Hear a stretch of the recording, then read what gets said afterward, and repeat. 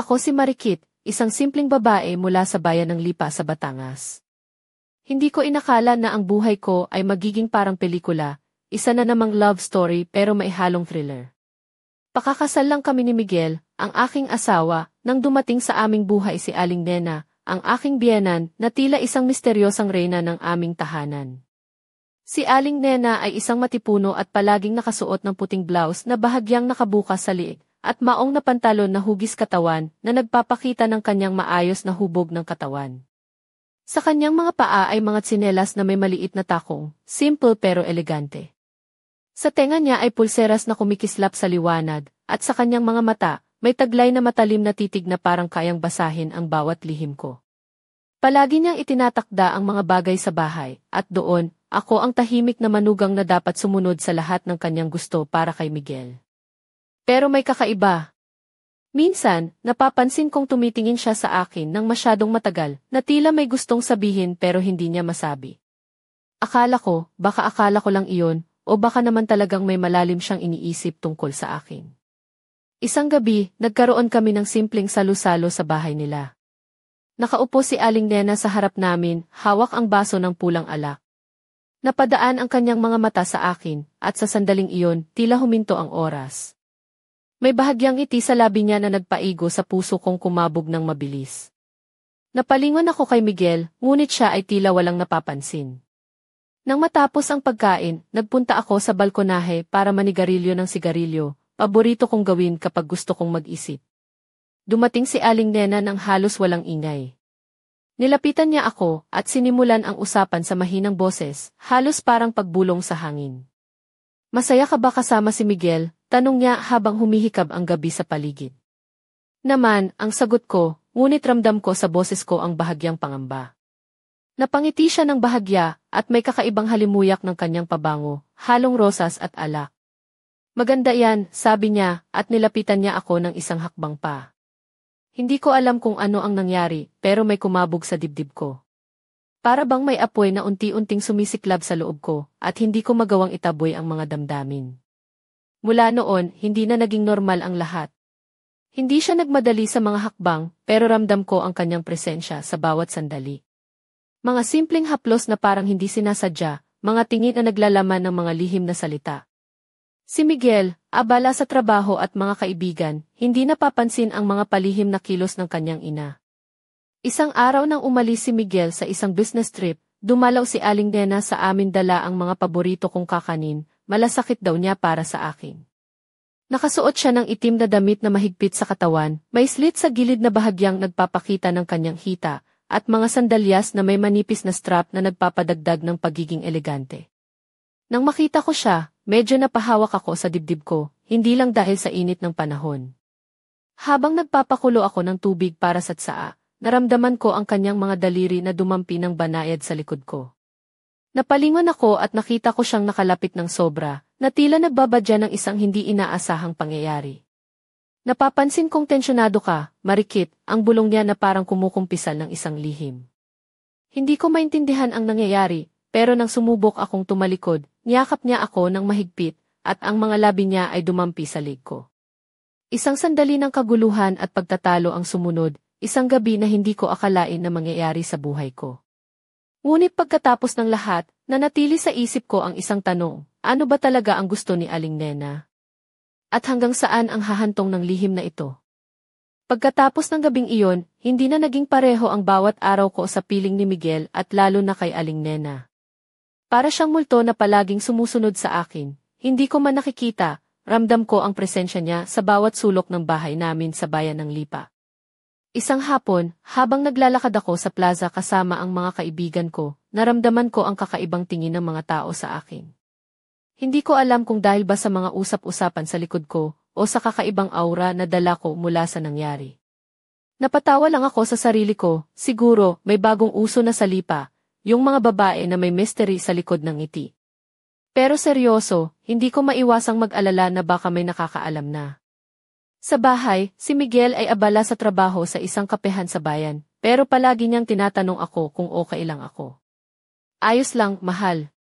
Huwag kang mag-alala, ang sagot ko, kahit na ang puso ko ay puno ng takot at pagkalito.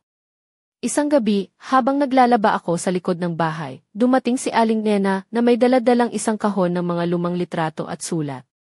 Nakasuot siya ng pulang blusa na bahagyang nakabukas sa balikat, at maong na shorts na nagpapakita ng mahabang mga binti niya.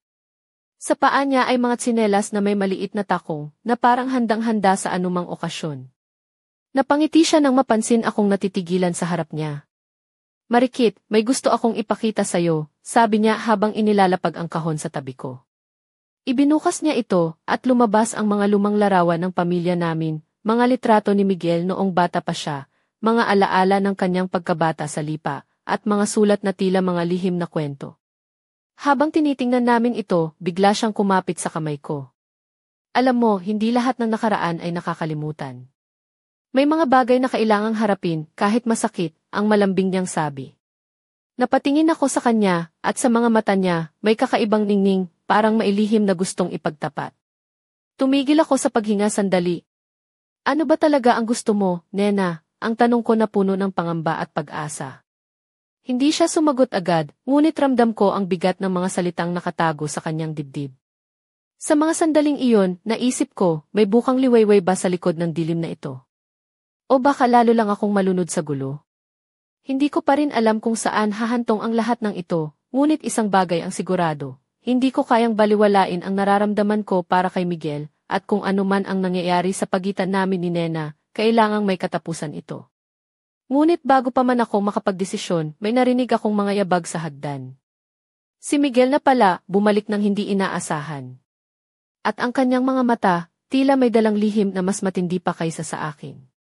Pagpasok ni Miguel sa bahay, nakita niyang hawak ko ang kamay ni Aling Nena habang nakatitig kami sa mga lumang litrato. Naramdaman ko agad ang bigat ng kanyang titig, parang sinisilip niya, hindi lang ang mga larawan, kundi pati ang mga sikreto sa pagitan namin ni nanay niya. Si Miguel, nakakasual na polo at maong na pantalon, medyo pawisan dahil sa mahabang biyahe. Ngunit ang mga mata niya, matalim at puno ng tanong. "Ano ba yan? Mukhang may eksena dito," ang sabi niya habang nilalapitan kami. Napatingin kami sa isa't isa, ako, si Aling Nena, at siya. Parang isang eksena sa teleserye na hindi ko inisip na mapapasabak ako. Nakangiti si Aling Nena, suot ang pulang blusa na bahagyang bumaba ang balikat at shorts na nagpapakita ng kanyang mahabang binti, patunay na kahit nasa bahay siya, hindi nawawala ang kanyang karisma. "Miguel, anak, may mga bagay lang tayong kailangang pag-usapan," sabi niya na may halong lambing at panunukso. Napatingin si Miguel sa akin, pagkatapos ay sa nanay niya, at napailing. "Saan na tayo, Nay? Parang may tinatago kayo," ang sabi niya, at bahagyang napabuntong hininga. Ramdam ko ang tensyon sa hangin, parang naglalaro kami ng apoy na madaling sumiklab. Lumapit ako kay Miguel, hinawakan ang braso niya. "Miguel, hindi mo kailangang mag-alala. Lalaban tayo sa kahit ano para sa pamilya natin." Ngunit sa likod ng mga salita ko, alam kong may mga sugat na hindi madaling paghilumin. Bigla, umiti si Aling Nena ng matalim. "Marikit, Miguel, hindi lang kayo ang may tinatagong mga sikreto. Minsan, kailangan nating harapin ang mga ito para magkaintindihan tayo." Napatingin ako sa kanya ng matindi, na parang gusto kong itanong kung hanggang saan ang mga lihim na iyon. Pumasok kami sa sala, tatlo, na parang isang pamilya, ngunit may mga bitak na hindi na maitago. Habang nakaupo kami sa sofa, naisip ko, paano kami makakabalik sa dati? Paano namin haharapin ang mga naglalagablab na damdamin at mga lihim na unti-unting lumalabas? At sa gitna ng lahat, naroon si Miguel, na tila nag-aalinlangan kung saan siya nararapat, sa akin ba, sa kanyang ina, o sa isang lugar na hindi pa namin alam. Napailing siya, at sa isang iglap, napatingin sa akin ng maihalong lungkot at pagkalito. "Marikit, kailangan nating maging tapat sa isa't isa, kahit gaano man ito kahirap," ang sabi niya, pilit pinipigil ang pag-iyak. Hindi ko masabi kung anong susunod na mangyayari, pero ang puso ko ay kumakalam ng mabilis. Ang buhay namin ay parang isang pelikulang puno ng drama, pag-ibig, at mga lihim na kailangang tuklasin. Habang nag-uusap kami, may narinig akong pagkatok sa pinto. Hindi sigurado kung sino yon, pero naramdaman kong ito ang simula ng isang bagong kabanata, isang misteryo na kailangang naming lutasin, bago tuluyang masira ang aming mundo.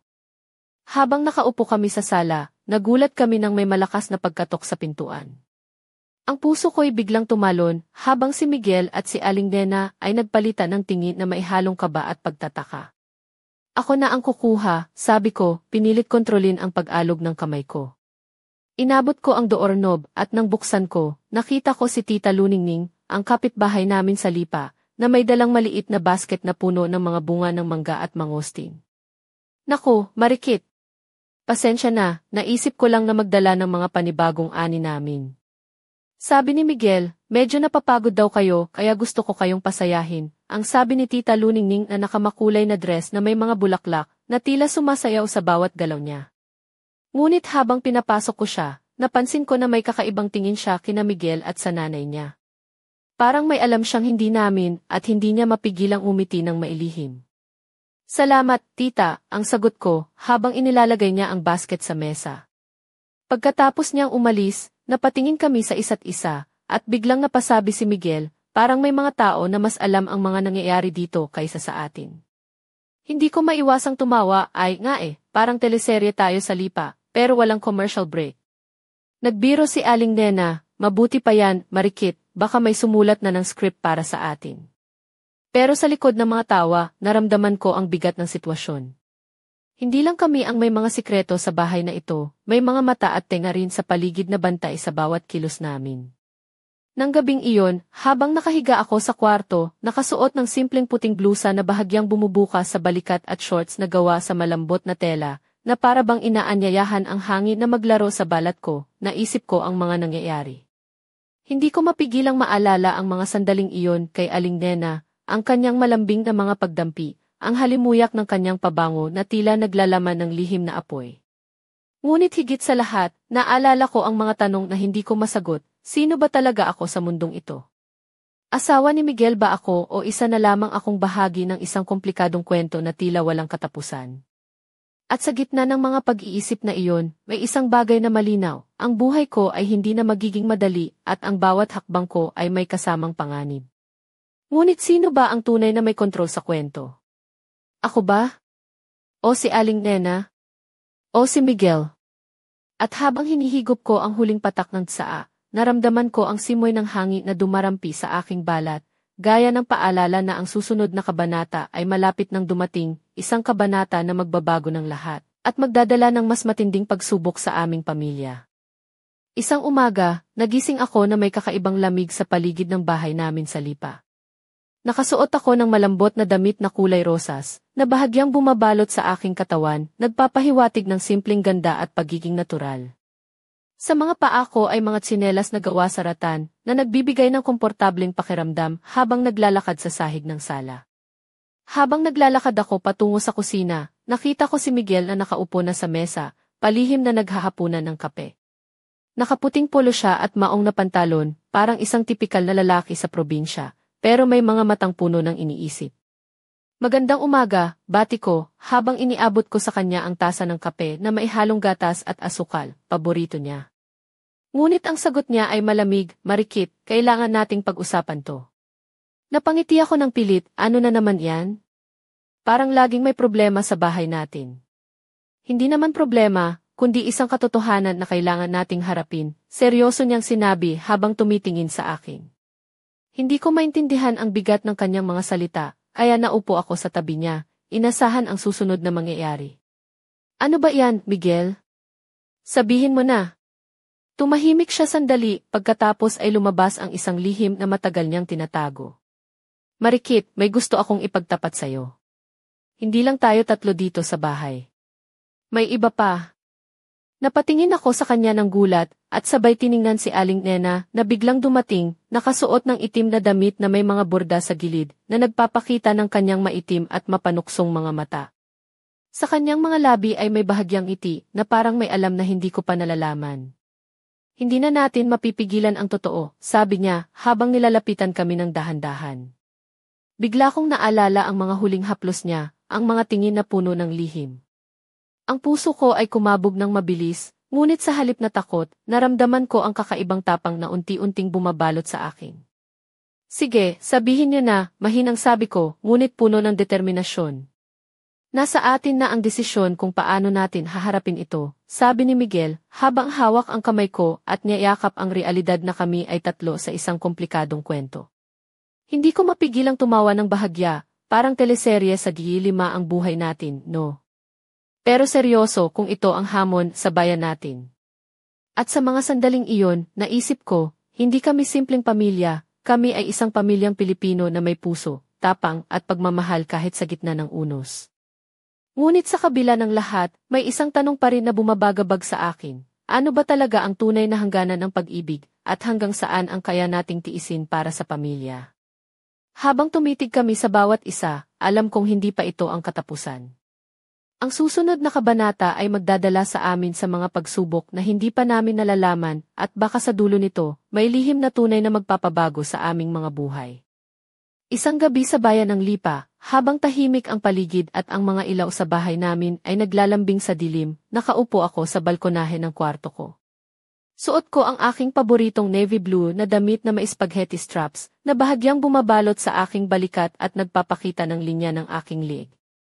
Sa mga paa ko ay manipis na strap sandals na kulay ginto, na nagbibigay ng konting kislap sa bawat hakbang. Hawak ko ang tasa ng mainit na tsaa habang pinagmamasdan ang mga bituin sa kalangitan. Hindi ko maiwasang balikan ang mga nangyari nitong mga nakaraang araw, ang pagdating ni Miguel sa amin na may bigat ng katotohanan, ang mga lihim ni Aling Nena na unti-unting lumalabas, at ang sarili kong pakikipaglaban sa sariling damdamin. Bigla, naramdaman kong may dumating sa likod ko. Hindi ko na kailangang lumingon para malaman na si Aling Nena ang nakatayo roon, suot ang maputing barong na bahagyang nakabukas sa liig, at maong na pantalon na halos tumagos ang mga mata ko sa kanyang malalim na tingin. Hindi mo ba gusto ng kausap, tanong niya, na maihalong panunukso sa kanyang boses. Napangiti ako ng bahagya. Hindi naman, Nay. Gusto ko lang mag-isip ng malinaw. Lumapit siya at umupo sa tabi ko. Ang kanyang presensya ay parang apoy na dahan-dahang nagpapainit sa malamig na gabi. Marikit, alam kong mahirap ang sitwasyon natin, pero huwag mong kalimutan na mahalaga ka pa rin. Hindi ko maiwasang mapatingin sa kanyang mga labi, na bahagyang nakangiti, at sa kanyang mga mata, na maihalo ng lambing at panganib. Paano mo nagagawa na maging kalmado sa kabila ng lahat ng nangyayari? Tanong ko, habang pinipigilan ang kaba sa dibdib. Dahil sa bawat laban, may saya rin, sagot niya, na parang may tinatagong lihim. At sa likod ng dilim, laging mailiwanag na naghihintay. Napatingin ako sa kanya ng matagal. Parang may tinatago siya, isang lihim na hindi ko pa handang harapin. Ngunit sa gabing iyon, may isang bagay ang malinaw sa akin, hindi ko siya kayang iwasan, kahit pilitin ko pa. Habang pinagmamasdan ko ang kanyang mukha sa ilalim ng buwan, naisip ko, paano kung ang tadhana namin ay nakasulat na, at kami ay mga karakter sa isang kwento na hindi namin kontrolado. At sa sandaling iyon, isang malamig na simoy ng hangin ang dumaan, na parang nagdadala ng babala. Sa likod ng mga bituin, may isang lihim na naghihintay na mabunyag, isang misteryong magpapabago sa lahat ng aming mga buhay. At habang ako'y naglalakad pabalik sa kwarto, alam kong hindi pa ito ang katapusan. Ang tunay na laban ay kakapitan pa lamang. Kinabukasan, sa likod ng aming maliit na bahay sa Lipa, naramdaman ko ang init ng araw na dahan-dahang humahaplos sa aking balat. Naka-summer dress ako na kulay dilaw, na may mga maliliit na bulaklak na disenyo, na bahagyang nagpapakita ng aking mga braso at balikat. Sa paa ko ay mga rubber sandals na kulay kayumanggi, perpekto para sa mainit na hapon. Habang naglalakad ako sa hardin para mag-alis ng mga tuyong dahon, narinig ko ang mga yabag ng mga tao sa likod ng bakod. Bigla akong tumigil nang makita ko si Miguel at si Aling Nena na nag-uusap ng seryoso. Si Miguel, nakaputing t-shirt at maong shorts, ay may bahagyang pagkabalisa sa mukha. Si Aling Nena naman, suot ang puting blusa at maong na palda, ay tila may pinagpaplanuhan. Hindi ko maintindihan ang kanilang usapan, pero ramdam ko ang tensyon sa hangin. Parang may mga lihim silang hindi ako bahagi. Napabili ako ng takot at selos, bakit parang maihiwalay silang mundo? Bulong ko sa sarili. Pagkatapos ng ilang minuto, lumapit si Miguel sa akin, Marikit, kailangan nating mag-usap. Napailing ako, ano na naman ito, Miguel? May mga sikreto ka pa ba? Wala, pero may mga bagay na dapat nating linawin para sa pamilya natin, sagot niya habang hinahawakan ang aking kamay. Dito ko naramdaman na ang lahat ay lalong komplikado. Hindi lang kami ni Miguel ang may mga problema, pati si Aling Nena ay may mga plano na hindi ko alam. Sa mga sandaling iyon, naisip ko, paano ko haharapin ang gulo kung pati ang aking sariling asawa ay may mga tagong sa loobin? At paano ko tatanggapin ang katotohanang si Aling Nena ay hindi lang basta biyenan kundi isang babaeng may sariling laban? Habang naglalakad kami pauwi, napatingin ako sa mga ulap na dahan-dahang dumadaan sa langit. Parang nagsasabing hindi pa tapos ang kwento. At sa likod ng mga ulap, may isang lihim na naghihintay na matuklasan, isang lihim na maglalabas ng katotohanan at magpapabago sa lahat ng aming buhay. Alam kong kailangang maging matapang ako, dahil ang susunod na kabanata ay hindi na basta usapin ng puso lamang, kundi isang labanan ng katotohanan at pag-ibig. Isang gabi, nagpasya akong maglakad-lakad sa tabing ilog ng Lipa para linawin ang mga nagulo kong isip. Suot ko ang isang maikling puting blusa na may malambot na tela at palda na kulay rosas, na bahagyang sumasabay sa bawat galaw ng hangin. Sa mga paa ko ay simpleng sinelas na gawa sa goma, angkop sa malamig na dami ng damuhan sa paligid. Habang naglalakad ako, naramdaman ko ang malamig na simoy ng hangin na humahaplos sa aking balat, at ang mga tunog ng mga kuliglig ay tila sumasabay sa tibok ng puso ko. Sa di kalayuan, nakita ko si Miguel na nakaupo sa isang bangko, nakatingin sa ilog na kumikislap sa liwanag ng buwan. Nakaitim siyang t-shirt at maong na pantalon na tila isang lalaki na may mga iniisip na malalim. Lumapit ako ng dahan-dahan at nang makita niya ako, ngumiti siya ng mahina. "Marikit, salamat sa pagpunta," sabi niya. Umupo ako sa tabi niya at nang magtagpo ang mga mata namin, naisip ko, sa kabila ng lahat ng unos, may mga sandali pa rin na parang payapa. "Alam mo, hindi madali ang lahat ng nangyayari," ang sabi niya habang hawak ang aking kamay. "Pero gusto kong malaman mo, mahal kita. Hindi ko gusto na masira ang pamilya natin." Napaluha ako sa kanyang mga salita. "Miguel, minsan, ang puso natin ay nalilito rin. Pero kung may pag-ibig, may pag-asa."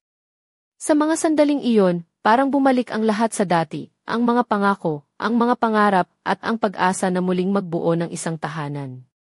Ngunit sa likod ng mga ngiti, may isang aninong sumilip sa dilim, isang lihim na hindi pa namin nalalaman, ngunit handang sirain ang lahat ng aming pinagsamahan. Habang pinagmamasdan ko ang ilog na kumikislap sa ilalim ng buwan, naisip ko, hindi pa tapos ang laban namin. May mga tanong pa rin kailangang sagutin, mga lihim na kailangang buksan. At sa pag-uwi namin sa bahay, naramdaman ko ang malamig na hangin na parang nagbabadya ng bagong unos. Ang buhay namin ay parang isang pelikula na puno ng pag-ibig, pagtataksil, at mga lihim na kailangang tuklasin. At sa puso ko, alam kong ang susunod na kabanata ay mas matindi pa, isang laban na magtatakda kung sino kami sa dulo ng kwento. Isang hapon, habang naglalakad ako sa palengke ng Lipa, suot ko ang isang light green na blouse na may mga borda sa gilid at itim na palda na bahagyang umaagos sa hangin. Sa mga paa ko ay mga strap sandals na kulay kayumanggi na nagbibigay ng komportableng lakad sa maalikabok na kalsada. Habang namimili ng mga gulay, napansin ko ang isang matandang lalaki na nakaupo sa gilid ng kalsada, ay hawak na sulat na tila napakabigat sa kanyang mga kamay. Lumapit ako at agad niyang inabot sa akin ang papel. "Para ito sa'yo, anak," sabi niya ng mahina, habang nakatingin sa akin na parang may dalang lihim. Binasa ko ang sulat. Isang lihim na sulat mula kay Miguel na naglalaman ng mga katotohanan tungkol sa relasyon namin ni Aling Nena. Nakalista rito ang mga plano, mga pangako, at mga pagtatang kanyang ayusin ang gulo, pati na rin ang mga salitang hindi niya nais iparating ng harapan. Nakita ko ang mga salita na puno ng pag-ibig, pagkakasala, at takot na mawala ang lahat. Ngunit sa dulo ng sulat ay may isang babala, may mga bagay na hindi pwedeng balikan. "Mag-ingat ka, Marikit." Naramdaman ko ang bigat sa dibdib ko. Hindi ko alam kung sino ang nagsulat ng lihim na ito o kung bakit ako ang pinadalhan. Ngunit alam kong ito ay simula ng isang bagong yugto, isang yugto na maglalantad ng mga tunay na intensyon ng bawat isa. Habang nakatingin ako sa sulat, napatingin ako sa paligid. Ang mga tao sa palengke ay abala sa kani-kanilang gawain, ngunit sa puso ko, naramdaman ko ang nag-uumpisang unos. Nakita ko si Miguel na papalapit, may dalang mga prutas. Napatingin siya sa akin, at sa mga mata niya ay maihalong takot at pag-asa.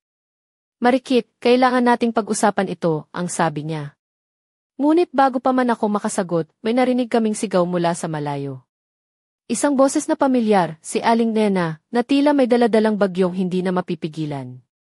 At sa mga sandaling iyon, naramdaman ko na ang aming mundo ay unti-unting guguho.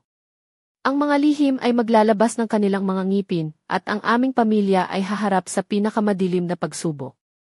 Ngunit sa kabila ng lahat, may isang tanong na nananatili, hanggang saan ang kaya naming tiisin para sa pag-ibig at katotohanan. At habang ang araw ay unti-unting lumulubog, alam kong ang susunod na kabanata ay magdadala ng sagot, o kaya ay mas malalalim na tanong na kailangang lutasin. Isang gabi, habang tahimik ang bahay namin sa Lipa, naglalakad ako sa loob ng sala na suot ang mahaba, pulang damit na bahagyang bumabalot sa aking katawan na may manipis na strap na nagdadagdag ng alindog sa bawat galaw ko. Sa mga paa ko ay mga simpleng sinelas na may maliit na takong na nagpaparamdam ng pagiging elegante kahit nasa bahay lang. Biglang bumukas ang pintuan at pumasok si Miguel, nakasuot ng itim na polo na bahagyang nakabuka sa lieg at maong na pantalon. Ang kanyang mga mata ay puno ng pagod at lihim. Huling gabi na ito, marikit, ang sabi niya, habang lumalapit sa akin. Kailangan nating magdesisyon. Napatingin ako sa kanya, ang puso ko ay kumakabog ng mabilis. Alam kong dumating na ang oras na kailangang harapin ang lahat, ang mga pagtataksil, ang mga lihim, at ang mga pangarap na unti-unting naglalaho. Biglang dumating si Aling Nena, suot ang itim na damit na may borda sa gilid, ang kanyang mga mata ay matalim at puno ng determinasyon. Hindi na tayo pwedeng magpanggap, ang sabi niya, habang nilalapitan kami. Tatlo kaming nakatayo sa gitna ng sala, bawat isa ay may dalang sugat at pangarap. Alam naming hindi na pwedeng balikan ang nakaraan, ngunit ang hinaharap ay puno ng hindi inaasahang mga pangyayari. Ano man ang piliin natin, ito na ang simula ng bago, sabi ni Miguel, hawak ang kamay namin ni Aling Nena, at saka ako. Naramdaman ko ang init ng kanilang mga kamay, at sa sandaling iyon, naisip ko, marahil ang tunay na pamilya ay hindi lamang tungkol sa dugo, kundi sa pagtanggap, pag-ibig, at lakas na harapin ang bukas ng magkakasama. Ngunit bago pa man namin masimulan ang bagong yugto, may isang lihim na bumalot sa aming paligid, isang lihim na magpapabago sa lahat ng aming mga buhay. At sa huling sandali bago matapos ang gabi, may isang telepono na tumunog. Ang tawag ay mula sa isang pangalan na hindi namin inaasahan. Marikit, Miguel, Nena, handa na ba kayo sa katotohanan? At doon nagwakas ang aming kwento, ngunit ang misteryo ay nagsisimula pa lamang.